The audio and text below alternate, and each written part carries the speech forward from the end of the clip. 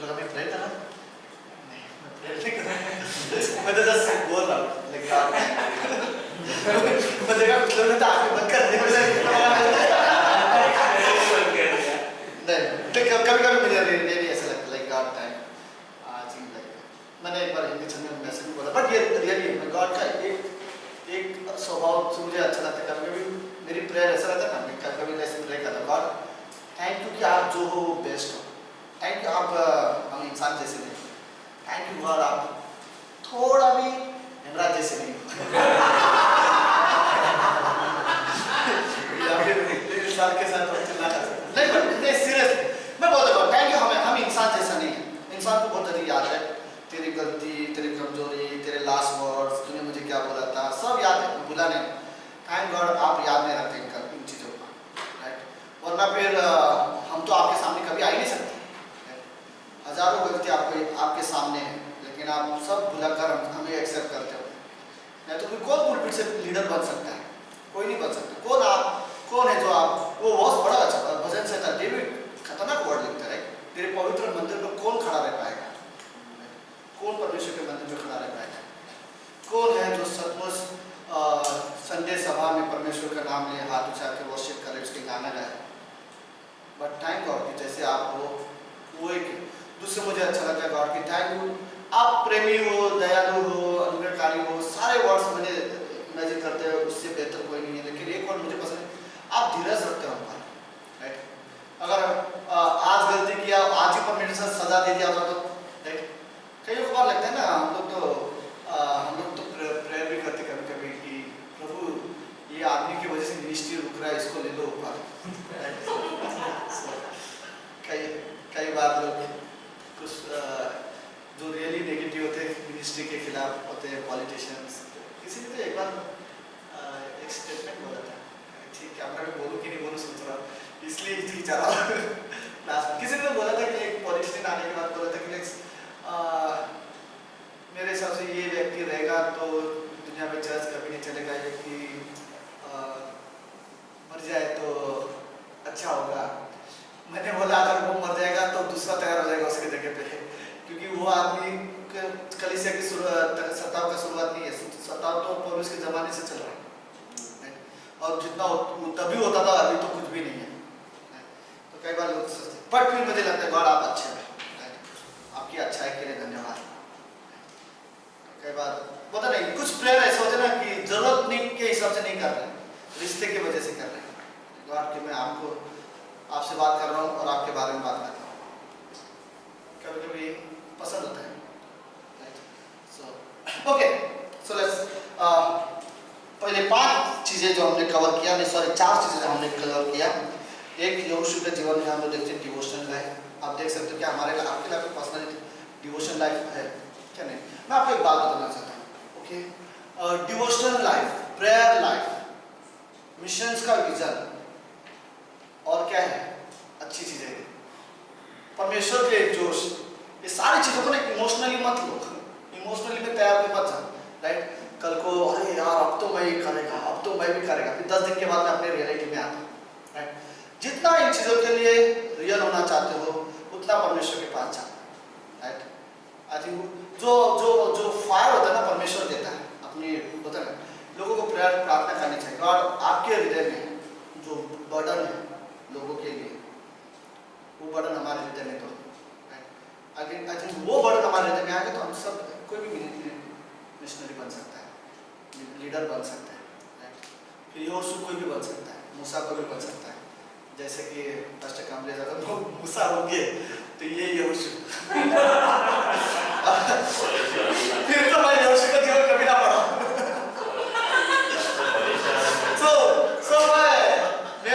But एक तो sure है, ओके, जितना पास्टर कामले गुजरात पे ध्यान देंगे उतना ही इसके ऊपर भी ध्यान देना पड़ेगा। क्योंकि वो बोलेंगे एक इतना कॉम्बिनेशन और ये एक बराबर है। ओके, यहोशू के 5वां चीज, कई बार एक लीडरशिप में कमियां हो जाती है, लेकिन वो 5वीं चीज बहुत जरूरी है, और आप बहाना नहीं दे सकते इस चीज के लिए, राइट? यहोशू के मुझे ये चीज सच में अच्छा है, यहोशू अपने परिवार को आत्मिकता में अगुवाई सर्वाइव करने वाला लीडर था। वो सिर्फ कलीसिया का लीडर नहीं था, वो सिर्फ अपने लोगों का लीडर नहीं था, वो अपने परिवार का भी लीडर था। राइट, मेरे फैमिली में मैं अलग लीडर हूँ, मेरे चर्च के लिए मैं अलग लीडर हूँ। राइट, यहोशू का 24वां अध्याय 15वीं पंक्ति में यहोशू बोलता है, मैं और मेरा घराना क्या करेंगे? नित्य यहोवा की ही सेवा करेंगे। राइट, कई बार एक लीडर को अपने परिवार की तरफ से डिसीजन लेना चाहिए, मेरा परिवार ये करेगा, मेरा परिवार रहेंगे चर्च में। राइट, मेरे बच्चे आएंगे। मैं आपको सिर्फ बाइबल कॉलेज के हिसाब से नहीं, बट ये प्रैक्टिकली रियलिटी है। मैंने कई सारे पेरेंट्स को देखा है कि वो चर्च में फेथफुल है और अपने बच्चों को वो फोर्सफुली चर्च नहीं लेके जाते, और फिर आगे जाके उनके बच्चे जब शादियां करते हैं तब अनबिलीवर को लाइफ पार्टनर चुनते हैं। सीरियसली मैं बोल रहा हूँ, मैंने कई सारे लोगों को देखा है, और कई सारे लोगों को मैंने इस एरिया में उनकी कमजोरियां देखी है कि वो अपने बच्चों को स्ट्रांगली बोल के जबरदस्ती कलीसिया में, शुरुआत में वो उन्हें कलीसिया के लिए इंटरेस्ट नहीं दिखाते। राइट, चलो उसका मन नहीं तो कोई बात ना, हम लोग जाके आ जाते हैं। ये सोच अगर आप उनको कलीसिया के लिए ढील दोगे तो कल के वो अपने लिए लाइफ पार्टनर संसार में चुन लेंगे। देखो, अगर आप उन्हें संसार में रहने दिया तो वो संसार में ही चुनेंगे अपने लिए जो चुनना है। अगर आप चाहते हो कि वो संसार से कुछ चीजें अपने लिए ना चुने तो उन्हें कलीसिया के अंदर लेके आओ। राइट, तो वो कलीसिया में सीखेंगे कि जीवन साथी किसे चुनना चाहिए या अपना लाइफ कैसे जीना चाहिए। एक समय आएगा, 10 साल लगेगा, 20 साल लगेगा, लेकिन चर्च में सीरियस हो जाएंगे। राइट, सॉरी, लेकिन अगर आप इस एरिया में सीरियस नहीं हो, अपने बच्चों को ढील दोगे, क्रिश्चियन पेरेंट्स कई बार ये गलती करते हैं। राइट, कि वो अपने बच्चों को इतना ढील देते हैं कि वो सोचते कोई बात ना, वो नहीं आ रहा, उसको फोर्स मत कर, हम जाके आते थे। और कई साल बाद ये डिसीजन की वजह से कलीसिया के कुछ लीडर्स लोग के बच्चे को मैं देख रहा हूँ आजकल कि वो अनबिलीवर के साथ शादी करने का डिसीजन ले रहे हैं। मैं सीरियस मैं किसी को देख रहा हूँ रिसेंटली, ये वर्ड इसलिए मैं बोल रहा हूँ। मैं शुरुआत में मेरी पूरी फैमिली जिस कलीसिया में जाती थी, उस कलीसिया का जो मेन पास्टर था उसके दोनों बच्चे अनबिलीवर के साथ शादी किए। राइट, जो मेन पास्टर है अभी भी जो लीड करता है, जो अभी भी उस कलीसिया को लीड करता है। Right, so I think imagine problem ये होता है, मैं उस पास्टर्स को हमेशा देखा था बचपन में कि वो चर्च आता है, लेकिन उसके बच्चों को मैंने चर्च में कभी बाहर आते हुए देखता हूँ। तो कई बार हम पेरेंट्स ये नहीं सिखाते बच्चों को कि तुम अनबिलीवर के साथ शादी करो, हम बस सिखाते हैं, लेकिन गलती ये हो जाती है कि हम उन्हें चर्च लेके नहीं जाते हैं। राइट, तो कई बार डॉक्टर स्टीवन ये बोलते हैं कि अपने बच्चों के लिए इमोशनल मत हो जाओ। अगर वो बोले सुबह कि मुझे अभी थोड़ा सोना है, मैं चर्च नहीं जाता, तो बोलता है जैसे हालत हो वैसे गर्दन पकड़ के कलीसिया में लेके आओ।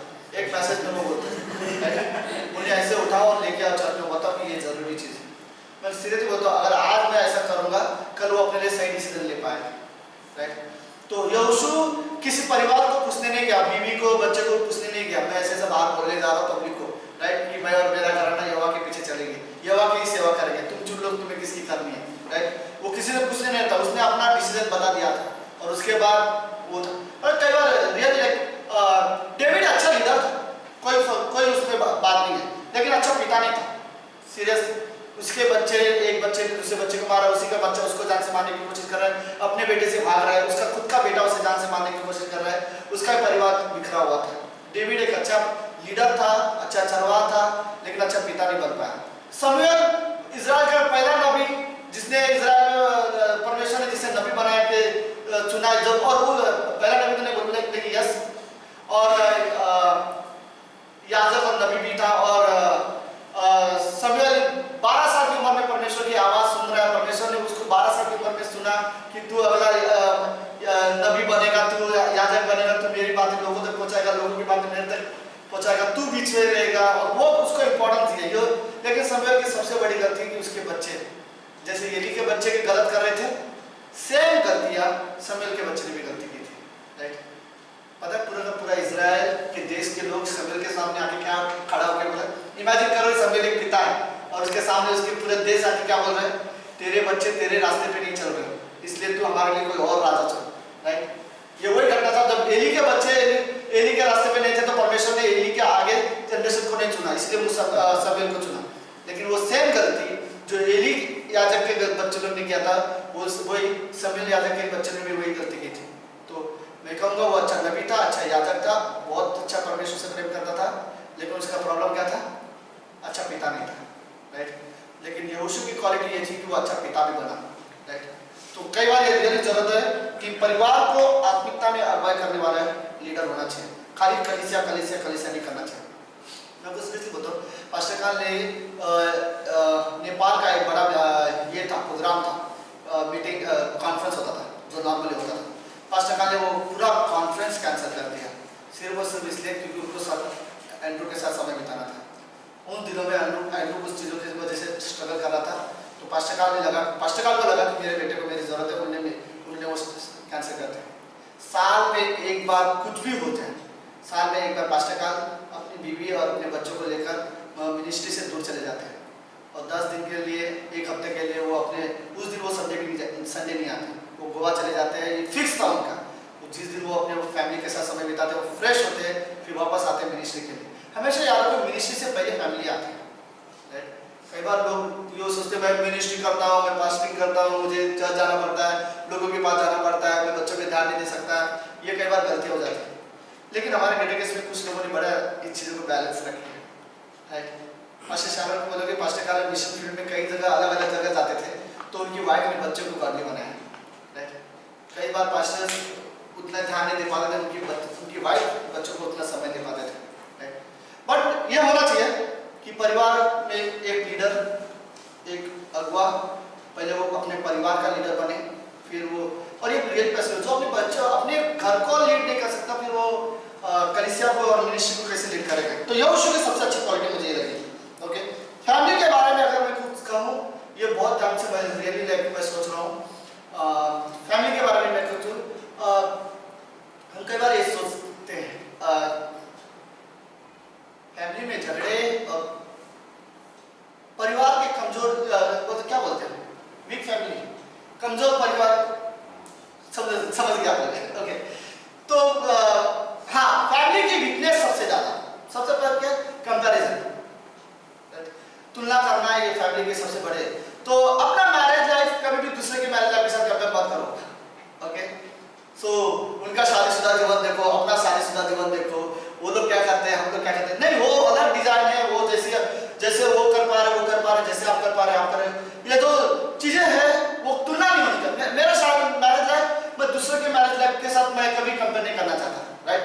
वो अलग लाइफ स्टाइल है, उसका मैरिज लाइफ अलग है, उसका तो फैमिली में ये दूसरे के साथ अपने मैरिज लाइफ कभी, इवन अपने लाइफ पार्टनर को दूसरे के लाइफ पार्टनर के साथ तुलना नहीं करना चाहिए। देखो उसका हस्बैंड क्या क्या ला के देता है, या देखो उसकी वाइफ क्या क्या करती है, राइट। सो ये जो कंपैरिजन होता है ना, ठीक है, सीरियसली रिस्पेक्ट होना चाहिए।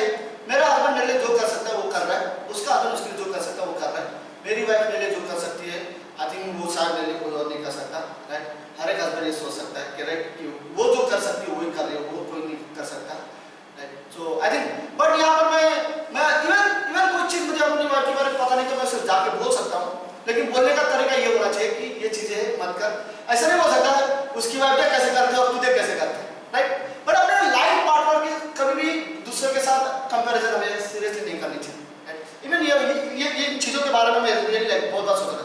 तीसरी सबसे ज़्यादा चीज़ें फैमिली लाइफ में होता है, हम लोग बच्चों को दूसरे के बच्चों के साथ तुलना करते हैं, राइट। उसका बच्चे देखो कितना अच्छे से बात मानते हैं, कितना काम करते हैं, कोई बात नहीं ना, लेकिन इससे आप उन्हें इंकरेज नहीं कर रहे हो, आप डिस्करेज ही कर रहे हो, राइट। और दूसरे के फैमिली के सामने कभी मत बोलो अरे आपका बेटा कितना अच्छा, मेरा बेटा तो क्या बोलते हैं हम लोग नॉर्मली इंडियन नालायक है, राइट।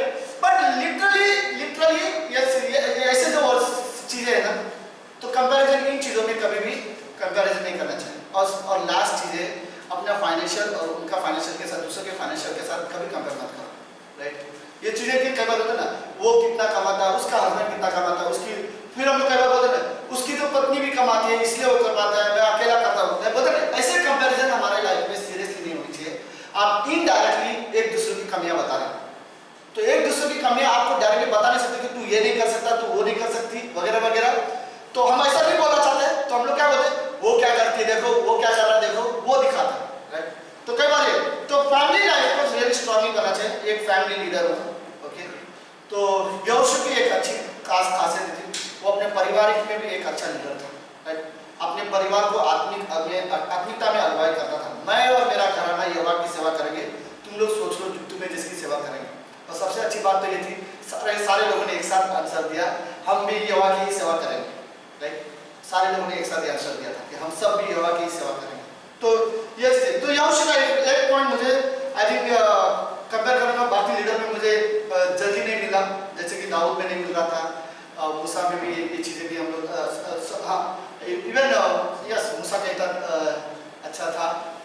कौन था?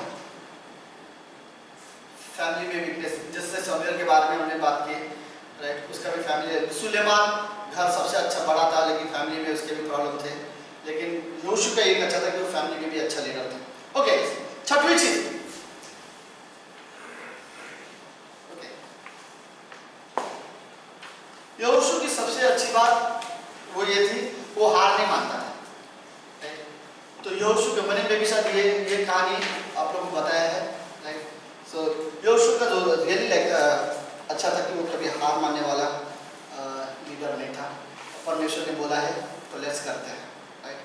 तो मुझे याद है कि यरदन नदी जब इन लोगों को क्रॉस करना था, अगर आप अध्याय पढ़ते हो, जब इन लोग यरदन नदी क्रॉस करना था, याद है वो कहानी मैंने बताया आपके साथ? ये कहानी लास्ट वीक हम लोग ने इस क्लास में नहीं बताना, राइट। सो लेकिन यरदन नदी याद है ना, नदी में योशु ने। सो ओके,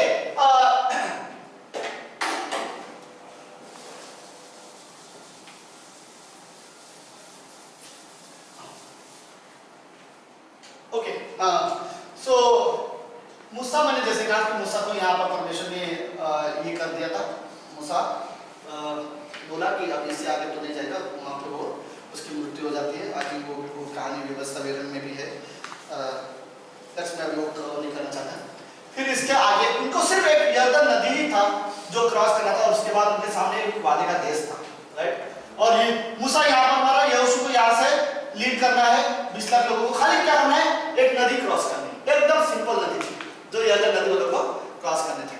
योशु के दूसरे अध्याय में ये कहानी आप लोगों को मिल जाएगी। ओके, सो इस नदी में क्रॉस करते समय बड़ा चल, ये नदी की गहराई कितनी थी सब किसको पता है?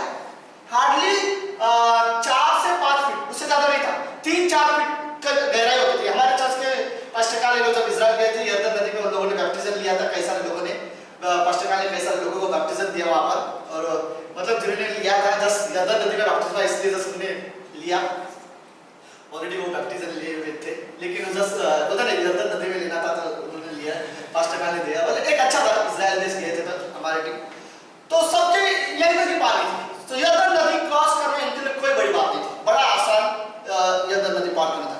लेकिन इस नदी की एक खासियत थी, जिस दिन इस नदी में अगर बाढ़ आ जाए तो ये नदी 20 गुना डबल हो जाती थी।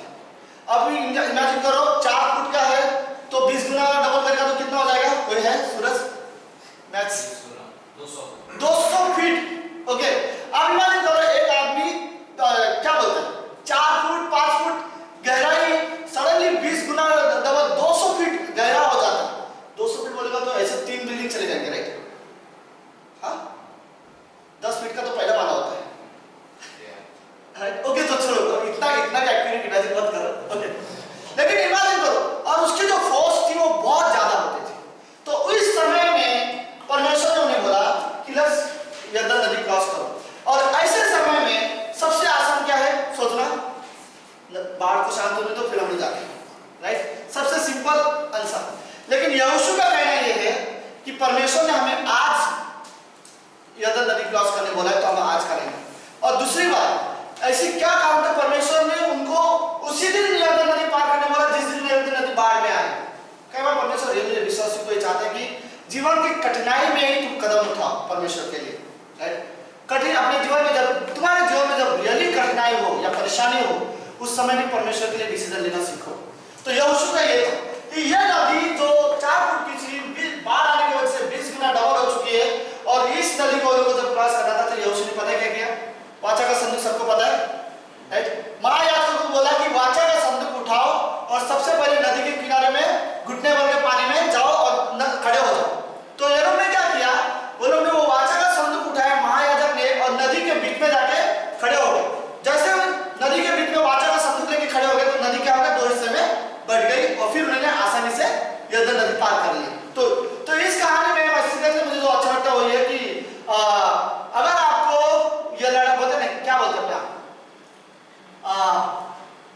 वाचा का संदूक परमेश्वर के प्रेजेंस को रिवील करता है, राइट? कठिन समय में परमेश्वर की उपस्थिति को आगे करना, राइट? यहोशू के लिए यह चीज एक अच्छी थी कि वो कठिन था, वो माहौल उस समय बहुत कठिन था, लेकिन उसने क्या किया? प्लस परमेश्वर को आगे किया और वो रास्ता खुलेगा, राइट? तो उसके बाद उन्हें वो यरदन नदी पार करना बहुत ज्यादा आसान हो गया। तो छठवीं चीज ये थी कि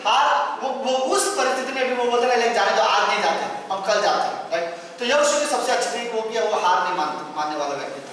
ओके, तो इसके वजह से यहोशू के लिए ये कहा सकता कि कई बार एक लीडर ऐसा होता है, कई बार कठिन परिस्थिति में लोग ज्यादातर हार मान लेते हैं, राइट। तो यहोशू ऐसा था कि वो वहां पर हार नहीं मानते। यरदन नदी में बाढ़ के दिन ही परमेश्वर ने उसे कहा यरदन पार करने, और उन्होंने उसी दिन उन्होंने वो पार किया। ओके, सातवीं चीज, यहोशू के जीवन की सातवीं चीज जो मुझे रही अच्छी लगी, यहोशू ने कोई भी लड़ाई अकेला नहीं लड़ा, राइट। कोई भी लड़ाई यहोशू ने अकेला नहीं लड़ा, राइट। वो हर लड़ाई में पूरी टीम साथ थी उसके साथ, वो कभी कभी कोई लड़ाई अकेला नहीं लड़ता था। सो आई थिंक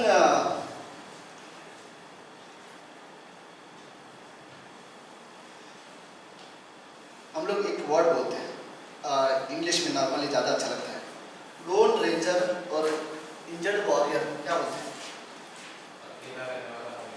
यात्री, अकेला यात्री, राइट, और जख्मी सैनिक, वॉरियर, योद्धा, जख्मी योद्धा। ये दो चीज कभी क्रिश्चियन लाइफ में नहीं होनी चाहिए। आप लोग हैं? ओके, अकेला यात्री और जख्मी योद्धा कभी नहीं बनना चाहिए। आप लोग इस हिस्से को समझो, अकेला यात्री और जख्मी योद्धा। कई बार क्रिश्चियन में हम लोग बोलते, अगर आप अकेले यात्री हो, अकेले सफर करने वाले व्यक्ति हो क्रिश्चियन लाइफ में, बॉडी लाइफ नहीं है, कुछ नहीं है, तो फिर आप बहुत जल्दी सब कुछ छोड़ दोगे, राइट। 10-12 दिन तक आप अच्छे से बाइबल पढ़ोगे, 10-12 दिन तक सब प्रेयर करोगे, फिर उसके बाद आप लोन रेंजर बोलते ना, अकेला यात्री बन जाओगे। इस यात्री में हमें इंकरेज करने वाला, फेलोशिप करने वाला, साथ में वर्शिप करने वाला, हमें रियल फ्रेंडशिप चाहिए, राइट। आप परमेश्वर के, तो यहोशू कभी अकेला यात्री नहीं था, वो दुखी आत्मा की तरफ बैठ के अकेला सोचने वाला व्यक्ति सच में नहीं था, राइट। तो यहोशू ने कोई भी लड़ाई अकेले, एक लड़ाई यहोशू ने गलती की थी, सिर्फ एक लड़ाई बाइबल में, ओके, एक नगर को हराते समय, आई थिंक ये 6वें अध्याय में 7वें अध्याय में, ओके, यहोशू 7वें अध्याय में एक नगर को हराते समय यहोशू ने, कुछ लोगों ने कहा पहले हमेशा की तरह भेजो, भेदी डिटेल लेके आएंगे, फिर हम लोग लड़ने जाएंगे। तो एक नगर के जब डिटेल्स लेके आए तो कुछ लोगों ने पता क्या बोला, छोटे से लोग हैं, हमें पूरे सब लोग को जाके मारामारी करने की जरूरत नहीं है, सबको मत भेजो, हम कुछ लोग जाते हैं, कुछ लोग मार के आ जाएंगे और वो देश आसानी से जीत लेंगे। फिर यहोशू ने बोला हाँ ठीक है, एक काम करो, आधे लोग चले जाओ और जाके जीत के आ जाओ। जब आधे लोग जाकर लड़के आ गए और जब लड़ने के लिए गए, करीब 30,000 के ऊपर यहोशू के सैनिक मर गए।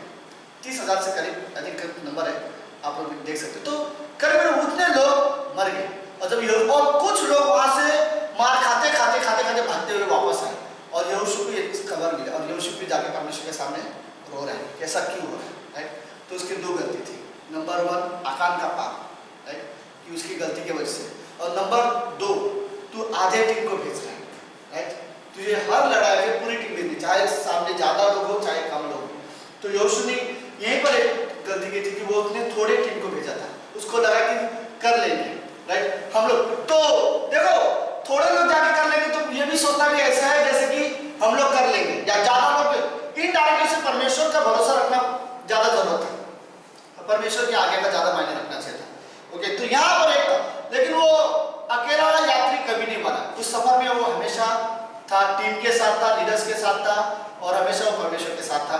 और दूसरा वर्ड जो है, घायल सैनिक नहीं बनना चाहिए, कभी चोट लगता है तो इंसान ज्यादा चिड़चिड़ रहता है, राइट। कभी कैसा बता, अब गहरी नींद में हो, कभी किसी ने आपको पैर पर खड़ा होके गया है कोई कभी नहीं, और कैसे कभी बहुत गुस्सा आता है, राइट, आप कुछ कर रहे हो, सडनली एक दर्द है सडन।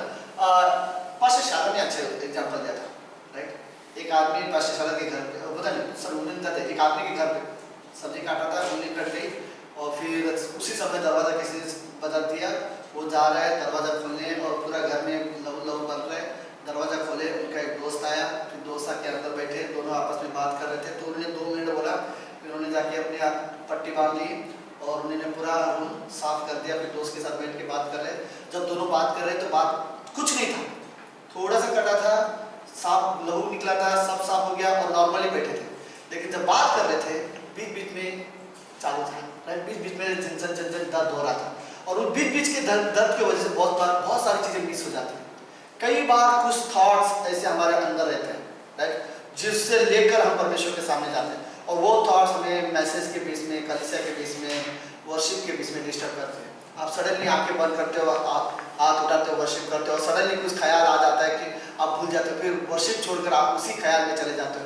फिर बीच बीच में आपके लाइफ में ऐसा है जैसे कि वो चोट आपको याद दिला रहा है, पट्टी बांधी है, घाव ठीक हो रहा है, लेकिन कभी कभी वो दर्द आपको कुछ कुछ लोगों के खिलाफ जब आप बोले ना, हम अंदर ही मन से घायल होते हैं।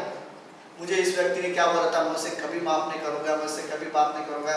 कई बार नेगेटिविटी एक हमें अंदर से जख्मी कर देता है। और फिर मैं सब कुछ अच्छा हूँ, सब कुछ अच्छे से कर रहे हैं, सब अच्छा जा रहा है, लेकिन मैं चर्च भी जा रहा हूँ, वर्शिप भी कर रहा हूँ, लेकिन बीच बीच में वो ख्याल मुझे डिस्टर्ब कर रहा है, बीच बीच में आके मेरा ध्यान भटका रहा है वो एक ख्याल। तो कई बार लोग इस तरह से घायल होते हैं। मुझे किसी ने क्या बोला होगा, मुझे किसी ने धोखा दिया होगा, मुझे किसी ने चीट किया होगा, या मुझे मेरी गलती नहीं थी, फिर भी मुझे किसी ने क्या बोला, मतलब ऐसे चीजों से लोग घायल हो जाते हैं। और फिर वो अंदर ही अंदर उसी बारे में सोचते रहते हैं, जख्मी होते हैं, और फिर वो वर्शिप कर रहे, गाना गा रहे, लेकिन बीच बीच में सडनली वो सोच रहे और फिर ध्यान भटक जा रहा है। तो ऐसे घायल वो बोलते ना, घायल सैनिक नहीं होना चाहिए। घायल सैनिक ना अच्छे से नहीं लड़ता, वो दर्द में लड़ता है। मुझे मारा है तो मैं भी इसको मार, वो अपनी सुरक्षा के बारे में नहीं सोचता, राइट। तो कई बार ये होता है, ओके। लेकिन यहोशू की एक अच्छी थी, वो अकेला लड़ाई लड़ने वाला व्यक्ति नहीं था, राइट। तो वो व्यक्ति था जो बोलता है मैं और मेरा घराना परमेश्वर की सेवा करेंगे, पूरे इजराइल को लेके आगे बढ़ा था। 8वीं चीज, ओके, मेरे पास बहुत 5-6 मिनट, ओके। पूरे इसमें मुझे सबसे अच्छा लगता है यहोशू का, वो ये आराधना से लड़ाई लड़ने वाला व्यक्ति था। कई बार लड़ाई उसने आराधना से जीती, राइट। अब सीरियसली वर्शिप हमारे जीतने का कारण बन सकती है, ओके। आपके विक्ट्री का कारण कई बार आपका वर्शिप बन सकता है, आराधना हमारे जीतने का कारण बन सकता है। आप रियली करके देखो, ओके।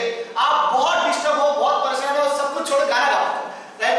भले अच्छे सिंगर हो या बेसुरा सिंगर हो, बेसुरा सिंगर हो तो कोई फर्क नहीं पड़ता, अकेले में गाना गाओ, लेकिन गाना गाओ, राइट। आराधना करो। वर्शिप मुझे कई सारे नेगेटिव ख्याल से बाहर लाने में मदद कर सकती है, राइट। ये वर्शिप कई बार यही जरूरत है। अब मैं बहुत डिप्रेस हूँ और मतलब बहुत निराश हूँ और जस्ट बैठ जाओ एक जगह पे और जस्ट सोचते रहो, और हम लोग जस्ट सोचते रहते हैं, ओके, अपने ख्याल में। और इनडायरेक्टली मैं सबको दिखाना चाहता हूँ कि मैं बहुत दुखी हूँ, ओके। कोई बात कर रहा है तो ठीक है, बट हम इनडायरेक्टली पूरा कैरेक्टर से बता देते हैं, मैं से बहुत लोग फिर आगे पूछना चाहिए क्या हुआ तुझे, राइट। अरे यार बहुत प्रॉब्लम है, राइट। मैं सीरियसली मैं एक फैमिली में जाता हूँ, विजिट करने के लिए जाता हूँ ना, मेरा 1 घंटा उनका प्रॉब्लम सुनने में चला जाता है। मैं सीरियसली बोल रहा हूँ, ओके। रिसेंटली मैंने लाइफ में पहली बार उनको 6-7 सालों में मैंने पहली बार उनको फोन करके डाला। फर्स्ट टाइम मैंने उनको मुझे डांटना पड़ा, मुझे नहीं पता, मैं भी शायद गॉड मुझे बोल रहा था लाइक कई बार डांटना जरूरी है, पता नहीं। मैंने पहले डांटा, बाद में मुझे ये वर्स मिला, अभी 2 दिन पहले मैंने उनको ये डांटा। मैंने बोला मैं 6-7 साल से आपको जानता हूँ, 6-7 साल में मैंने कभी भी आपको नहीं देखा कि 2 महीना बिना चर्च मिस किए हुए आप चर्च में आए होंगे। प्रॉब्लम तो रोज होगी, परेशानियां रोज होंगी, ये कहीं आपको छोड़ के जाने वाली नहीं है, राइट। बेटी आपको छोड़ के चली गई, वो जाना था, लेकिन आपका प्रॉब्लम आपको छोड़ के नहीं जाएगा। लेकिन इन चीजों की वजह से जस्ट दुखी बैठे रहना, क्योंकि मैं आई थिंक कई बार रियली हमें जरूरत है कि सीरियस हो जाए और ऐसे अपने आप को दुखी आत्मा बना के अपने आप को लोगों को दिखाना कि मैं सीरियसली बहुत लेट्स। आई थिंक मेरा वर्शिप मुझे ऐसी सिचुएशन से बाहर लेके आ सकता है, राइट। तो मुझे यहोशू की सबसे अच्छी लड़ाई याद है, इजराइल देश में उन्हें लड़ना था, तो सबसे स्ट्रांग उस समय में कोई शहर था तो वो यरीहो का शहर था। यरीहो का शहर का मेन कारण पता है क्या था? ओके, जस्ट आपने मेरे बोर्ड को समझने की कोशिश करो। अगर ये गांव है, ओके, तो पुराने जमाने में हमेशा लड़ाई होती थी, लोग कोई भी आके जीत लेता था, तो हमेशा वो क्या करते थे, यरीहो बाहर एक शहर बना देते थे, इसको दीवार बना देते थे, लंबी दीवार होती थी। तो ये दीवार में वो लोग के पास करीब करीब ऐसा 10-12 गेट होते थे, जहां से वो एक टाइम पे खुलेगा, एक टाइम पे नहीं खुलेगा, गांव से लोग आएंगे, गांव से लोग जाएंगे, इतना पूरा सिक्योरिटी के साथ गांव में ये होता था। तो यहोशू लगातार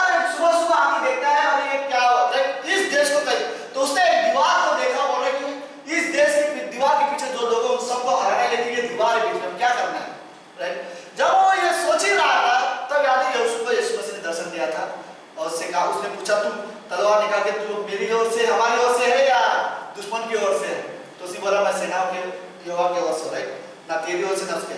अपने जूते उतार और मेरे सामने आ, क्योंकि जिस सामने तू खड़ा है तू वो पवित्र जगह है। ओके, वो सब कहानी के बाद मुझे सबसे अच्छा लगा यहोशू ने पता है एक दिन अपने याजकों को लिया, ओके, और कहा यहाँ पे एक दिन राउंड मारो, ओके, फिर दूसरा दिन वापस आए, सारे लोग सोच रहे हैं यस सब लड़ाई के लिए तैयार है, सब लड़ाई के लिए सामने आ रहे हैं, और अगले दिन आ रहे हैं यहोशू आज क्या करना है, जाओ राउंड मार के आ जाओ, राइट, सब लोग जॉगिंग करके जा रहे हैं, ओके, सब लोग राउंड मार रहे हैं। तीसरे दिन सब लोग तैयार है एकदम लड़ाई करने, अपने को लड़ाई के लिए जा रहे हैं, राइट, सब लोग। यहोशू क्या करना है, जाओ राउंड मार के आ जाओ, फिर जाके राउंड मार के आए, फिर सातवें दिन लगा आज तो पक्का हमें लड़ाई लड़नी है, राइट, तो सब लड़ाई के लिए तैयार है। यहोशू आज क्या करना है, आज 7 बार राउंड मारा, राइट, फिर सातवें दिन उन्होंने 7 बार राउंड मारा, याद है, और फिर उन्होंने क्या किया था लास्ट में, यहोशू ने एक स्टेटमेंट यूज किया, मैंने वो मास यहोशू बोलता है सुनो जोर से जय जयकार करो, राइट, और जैसे सारे लोग जय जयकार करने लगे दीवार एक झट से नीचे गिर गई। यहोशू ने जो कनान देश में जो सबसे बड़ा शहर था उसे हराने के लिए आराधना का इस्तेमाल किया, राइट। तो कई बार जय जयकार हमारे कई सारे प्रॉब्लम्स को गिरा सकती है, कई सारे प्रॉब्लम्स पे हमें मुक्ति दे सकती है। तो यहोशू का मुझे ये चीज बहुत अच्छा है। यहोशू का 6वां अध्याय उसकी 16वीं पंक्ति में ये पंक्ति है, जस्ट मैं आई थिंक ये वर्स आप लोगों के साथ पढ़ना चाहता हूँ, राइट। सो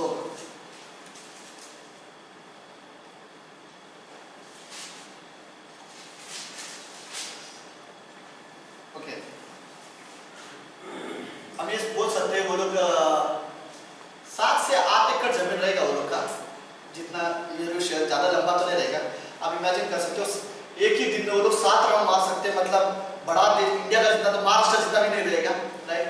आई थिंक ज्यादा से ज्यादा रहेगा तो ये वैसे के जितना रहेगा, उससे ज्यादा बड़ा नहीं रहेगा, क्योंकि एक दिन में उनको 7 बार राउंड मारना है उन्होंने। तो वो जस्ट मैं तो बोला ओके। 15वीं पंक्ति बोलते हैं 7वें दिन में बड़े तड़के उठकर सुबह उठकर इसी रीति से नगर के चारों ओर 7 बार घूम आए, केवल उसी दिन वे 7 बार घूमे। तब 7वीं बार जब याजक नरसिंह फूकते थे तब यहोशू ने लोगों से कहा जय जयकार करो क्योंकि यहोवा ने ये नगर तुम्हें दे दिया। तो विक्ट्री का कारण वर्शिप होना चाहिए, राइट। तो आई थिंक रियली लाइक पता नहीं, एक विश्वासी परमेश्वर की आराधना नहीं कर सकता तो परमेश्वर के लिए एक्चुअली कुछ नहीं कर सकता। उसके आगे तुम वर्शिप नहीं कर सकते तो बाकी क्या है। प्रभु मैं आपके लिए बहुत सारे चीजें करना चाहता हूँ, गाना का, राइट, क्या करना चाहता हूँ मैं, चर्च स्टार्टिंग करना चाहता हूँ, मैं सोल विनिंग करना चाहता हूँ, मैं खड़ा होकर प्रीच करना चाहता हूँ, ठीक है, पहले गाना का वर्शिप करो पहले। आई थिंक सीरियसली तो यहोशू ने ये लड़ाई जो जीती थी वो तो मुझे ये हिस्सा अच्छा लगा यहोशू का कि वो बोलते ना आराधना से भी लड़ाई जीतने वाला व्यक्ति था। तो आई थिंक ये रियली जरूरत है कि हम आराधना से लड़ाई जीतें। ओके, सेकेंड लास्ट पॉइंट, यहोशू एक व्यक्ति था जो विश्वास का कदम उठाने वाला व्यक्ति था, राइट। लेट्स स्टेप लेते हैं गॉड के लिए, ओके, परमेश्वर के लिए कदम उठा, विश्वास का कदम उठाने वाला व्यक्ति था। आई थिंक ये रियली जरूरत है। मैंने पिछले बार भी हमने कहा था लोग विश्वास के बहुत सारे बातें करते हैं, कदम नहीं उठाते हैं, राइट। कोई फर्क नहीं पड़ता आपके विश्वास की बातें अच्छी हो, बड़ी हो, गवाही हो, क्या फर्क पड़ता है। विश्वास के कदम मायने रखते हैं, राइट। पता नहीं वो वर्स क्यों ये वर्ड कहता है। यीशु मसीह बोलते हैं क्या इस सुहावनी है वो पाँव जो सुसमाचार प्रचार करते हैं। मैं अभी भी ये समझ में नहीं आता मुझे, पाँव कभी सुसमाचार प्रचार नहीं करते, राइट। कौन सा पाँव सुसमाचार प्रचार करते हैं, किसी के पास सुसमाचार नहीं प्रचार करते हैं, राइट। सुसमाचार तो हम लोग होठों से कहते हैं, राइट, मुंह से बोल के करते हैं, लेकिन बाइबल बोलती है कि क्या ही सुहावनी है वो पाँव जो सुसमाचार प्रचार करते हैं, क्योंकि डिसीजन वहाँ से होता है, स्टेप वहाँ से होता है। अगर आप घर से निकले ही नहीं और वहाँ पहुँचे ही नहीं तो बताओगे कैसे। बताने के लिए तो पवित्र आत्मा अगुवाई करता है, राइट, वो हमारे द्वारा बात करता है, लेकिन क्या ही सुहावनी है वो पाँव जो कदम उठाते हैं, राइट। क्या ही सुहावनी है वो पाँव जो मिशन फील्ड में जाते हैं, राइट, या फिर मिशन फील्ड क्या हो, आउटरीच के लिए जाते हो या संडे सर्विस अटेंड करते हो, मिनिस्ट्री करते हो, हार्ड पता ना लाइक हार्ड वर्क कर। आज जो लोग हार्ड वर्किंग करेंगे यहाँ पर सीरियस में बताओ, यही कल आप अपने चर्च में रहोगे ना तो आप एग्जाम्पल दोगे लोगों को कि हमारे टाइम में तो हम लोग सुबह 6 बजे जाते थे, राइट। सो सुबह 7 बजे सीरियसली जो आप लोग कर रहे हो ये मैं कर चुका हूँ, राइट। मैं मुलुंड से तभी ट्रेन पकड़ के सुबह 6 बजे निकलना पड़ता था, हम लोग को भी सेम टाइमिंग रहता था। तो सुबह 7:30 बजे तक हम लोग को अंधेरी स्टेशन पहुंचना रहता था। फिर वहाँ से हम लोग टीम मिलते थे, अंधेरी स्टेशन में टीम मिलते थे, सब टीम अलग अलग जगह रहते थे। फिर वहाँ से हम लोग चर्च ऑफिस में मेरे आते थे, फिर सेटअप करते थे, उसके बाद फिर नाश्ता करने जाते थे। नाश्ता करने का समय भी हमारा बेस्ट था। सो बट रियली ओके, सो विश्वास के कदम रियली मायने रखते हैं। ओके, सो कदम, विश्वास के कदम चाहे सबके सामने हो या चाहे पर्दे के पीछे, राइट। सेटअप का काम पर्दे के पीछे होता है। सेटअप कभी कैमरा में नहीं आता, राइट। सेटअप वाला हिस्सा कभी कैमरा में नहीं आता, चेयर लगाने वाला हिस्सा कभी कैमरा में नहीं आता। कैमरा में तो वर्शिप से स्टार्ट होता है और लास्ट वाला आमीन से खत्म होता है कैमरा। उसके बाद तो जो होता है वो कैमरा में नहीं आता कि कौन वार लपेट रहा है, कौन स्पीकर उठा के रख रहा है, ये सब कैमरा में नहीं आता। बट कदम मायने रखते हैं, विश्वास के कदम रियली मायने रखते हैं। ओके, लास्ट यहोशू के बारे में अगर मैं कहूँ तो 10वां चीज, जो एक गलती यहोशू ने किया था, एक ही गलती है जो यहोशू ने किया, जो हम सीख सकते हैं। यहोशू के लिए मरते समय अगला लीडर के बारे में नहीं सोचा, राइट। यहोशू ये यहोशू की लाइफ की सबसे बड़ी गलती है। उसने ये नहीं सोचा कि अगला लीडर कौन बनेगा। आई थिंक ये रियली प्रॉब्लम होता है। अगर जो पहला लीडर था वो अगला लीडर रिजर्व ना करे तो कई बार कांग्रेगेशन को अपना लीडर, दूसरा लीडर को एक्सेप्ट करने में थोड़ा सा डिफिकल्ट हो जाता है, क्योंकि जो मेन लीडर था उसने रिजर्व नहीं किया। यहोशू की ये बहुत बड़ी गलती थी। पता है 20 साल की उम्र के ऊपर से सिर्फ 2 ही व्यक्ति थे जो जिंदा वादे के देश में पहुंचे, बाकी कोई नहीं था। बाकी सब बच्चे थे, बच्चे में से 2 बूढ़े हो गए थे 40 साल की याद के बाद। सिर्फ 2 व्यक्ति थे जिन्होंने वादे के देश में कदम रखा, और वो थे कैलेब और यहोशू, राइट। लेकिन यहोशू ने वहां पर सब कुछ अच्छा किया, सबको जीता, सबको लड़ाई जीती, सबको उनका हिस्सा भी दे दिया। ये सबको यहोशू ने जो करना था सबके लिए अच्छा किया। लेकिन जब वो मर रहा था 10 साल का जब वो हुआ, और वो जब वो मर रहा था, उसने मरते हुए परमेश्वर से ये नहीं कहा कि अब अगला लीडर कौन होगा, राइट। यहोशू के पास ये कंसर्न नहीं थी कि अगला लीडर कौन। तो यहोशू की एक ही गलती थी, वो मरा तो उसने अगला लीडर रिजर्व नहीं किया। यही बात हम अगर देखोगे तो कैलेब ने किया था, राइट। कैलेब ने, क्योंकि कैलेब और यहोशू बूढ़े हो गए थे, और जब वादे के देश में आए तो दोनों के दोनों बूढ़े हो गए थे। और जब वो बूढ़े हो गए थे तो कैलेब अभी लड़ाई नहीं लड़ सकता, राइट। उसको पता है बुढ़ापे में अच्छा लीडर नहीं बन सकता, अच्छा लड़ाई नहीं लड़ सकता, लेकिन ताकत थी। उसने जो जगह चुना वो भी पहाड़ की ऊंचाई वाला जगह चुना था, राइट। 80 साल की उम्र में भी, 80 साल 100 साल की उम्र में उसने ऊंचाई वाला ही जगह चुना था। लेकिन कैलेब ने एक अच्छा काम किया कि वहां के लोगों को हराने के लिए उसने अपने लोगों में से एक लीडर रिजर्व किया। पर एक लीडर का रिजर्व तरीका अलग था। उसने क्या तरीका, अच्छा ये क्यों हंस रहा है वो तरीका तुझे पता होगा, ओके। सो उसने एक ही शब्द बोला था, जो हमारे लिए लीडर बन के आगे जाके लड़ेगा और इन लोगों को हराएगा, मैं अपनी बेटी से उसकी शादी कराऊंगा, राइट। तो भले उसका तरीका कोई भी हो, लेकिन उसने लीडर रिजर्व किया, राइट। और एक आदमी आ गया, बोला कि पता है, उसने बोला कि गुरुजी बोला कि क्या बोला या ससुर बोला मुझे नहीं पता, पर उसने बोला मैं जाता, राइट। और उसने उसको इसके लिए, तो ये एक तरीका था। कैलेब ने ये सोचा मैं कमजोर होते जा रहा हूँ, एक लीडर को चाहिए, राइट। यहोशू की एक गलती थी, उसने लीडर रिजर्व नहीं किया अपने जीवन में। अगला लीडर यहोशू के बाद हम नहीं देखते। फिर उसके बाद परमेश्वर ने रिजर्व किए लीडर्स। फिर हम लोग न्यायों की किताब में, उसके बाद यहोशू के बाद न्यायों की किताब आता है। न्यायों की किताब में 12 लोगों ने अलग अलग 12 ऐसे लोग हैं जो लीडर बने।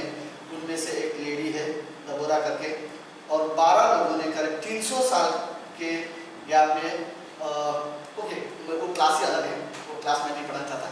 तो चलो लास्ट में यही है कि यहोशू की यही गलती थी। तो बाय द वे एक लीडर अगर वो कहीं जा रहा हो या वो उसकी मिनिस्ट्री खत्म हो रही हो, समय खत्म हो रहा, तो उसे एक श्योर होना चाहिए कि उसके जगह पे अगला लीडर कौन है, उसे नाम मेंशन करना चाहिए। ये गलत यहोशू ने, यहोशू मूसा ने ये अच्छा किया था, राइट। इनके ऊपर एक लीडर रिजर्व करते हैं, लेकिन यहोशू ने ये बारे में नहीं सोचा। हमें प्रार्थना करते हैं। धन्यवाद देते प्रभु यीशु आज के दिन के लिए और सुंदर समय के लिए। हम रियली आपकी महिमा करते पिता है, धन्यवाद गॉड। हम रियली चाहते कि जो चीज़ें हम यहोशू के जीवन से सीख रहे हैं गॉड, ये चीज़ें हम हमारे जीवन में लागू कर सके पिता। धन्यवाद है। प्रार्थना यीशु मसीह के नाम से करता है। आमीन। बन गया?